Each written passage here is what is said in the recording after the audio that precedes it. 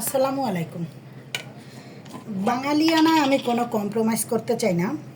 প্রথমে আমি শুরু করবো একটু ঘি দিয়ে। ঘি যদিও আমি রান্নার সময় দিয়েছি, তারপরেও ঘিটা আমার খুব ভালো লাগে, আমি পছন্দ করি, খাই।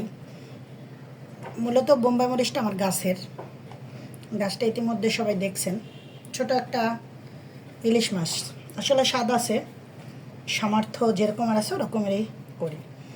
তো আজকে যেহেতু নববর্ষ, সেই জন্য সকালবেলার ছোটোখাটো আয়োজন ছিল। এটা ডালের ভর্তা। বিসমিল্লাহির রহমানির রহিম, আলহামদুলিল্লাহ। আর এটা হলো আলু ভর্তা।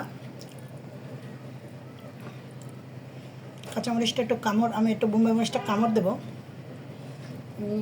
বরাবর কামড় দিয়ে খেতে পছন্দ করি আমি।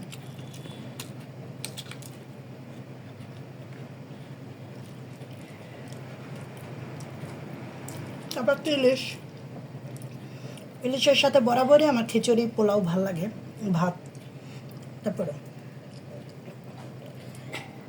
লেবু নেই, আলহামদুলিল্লাহ। সবাই দোয়া করবেন। আসসালামু আলাইকুম।